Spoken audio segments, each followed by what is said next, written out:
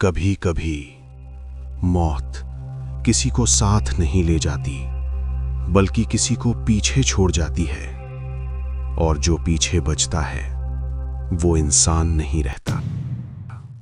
उस रात श्वेता की नींद अचानक खुल गई। कमरे में सब कुछ वैसा ही था, अंधेरा, सन्नाटा, लेकिन हवा में कुछ गलत था। उसे ऐसा लगा जैसे कोई उसके अलावा भी उस घर में चल रहा है। श्वेता चुपचाप उठी, नंगे पैर धीरे धीरे कमरे से बाहर निकली। पहले उसने जयेश के कमरे में झांका। वो गहरी नींद में सो रहा था।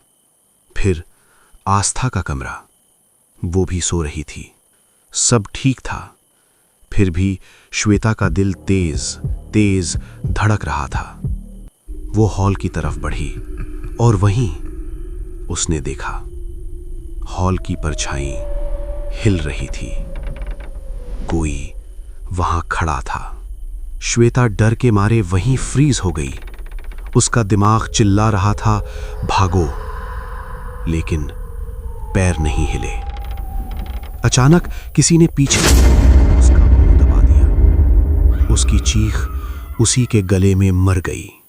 लेकिन तभी बाहर से शोर हुआ। एक आदमी अंदर घुसा। उसके हाथ में गन थी। श्वेता ने मौका देखकर गन छीनने की कोशिश की। इसी धक्का मुक्की में गन चल गई। गोली की आवाज पूरे घर में गूंज गई। कुछ ही सेकंड में पूरा घर जाग चुका था। सब लोग हॉल में इकट्ठा हो गए। आस्था को किसी ने जोर से पकड़ रखा था। जयेश, उसकी सिस्टर सुमन और बाकी मेहमान, सबके चेहरे पर एक ही सवाल था, ये सब क्या हो रहा है? सिस्टर ने कांपती आवाज में पूछा, क्या हुआ? ये लोग श्वेता और आस्था को क्यों पकड़े हुए हैं? आस्था रोते रोते चिल्लाई, हमें यहां से भागना होगा, ये सब ठीक नहीं है। लेकिन उसकी आवाज सुनकर जयेश का चेहरा अचानक बदल गया। जयेश हंसने लगा, एक अजीब डरावनी हंसी। टेबल से एक एप्पल उठाता है और फिर चाकू।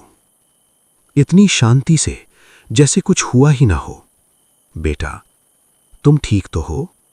जयेश ने सिर उठाया और कहा, आपसे कोई गलती नहीं हुई। आपने तो बहुत अच्छा काम किया इन बच्चों को हमारे लिए लाकर। Thank you. अगले ही पल उसी चाकू से उसने अपनी सिस्टर का मला काट दिया। चीख, सन्नाटा। सुमन और बाकी बच्चे भागने लगे, लेकिन भीड़ ने उन्हें घेर लिया। तभी भीड़ के बीच से एक लड़की बाहर आई।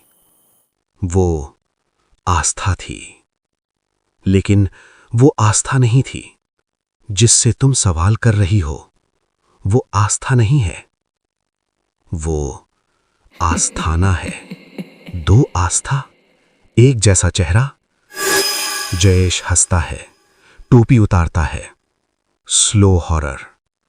उसके सिर पर एक भी बाल नहीं, सिर्फ टांकों के निशान।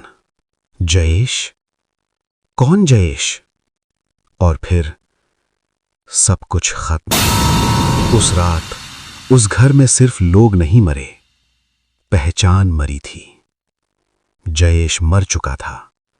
अब जो बचा था वो कुछ और था। और आस्था या आस्थाना, आज भी कोई नहीं जानता। लेकिन कहते हैं, अगर आप किसी पुराने घर में अचानक अपने ही जैसे किसी को देख लें तो समझ जाइएगा, कहानी अभी खत्म नहीं हुई है।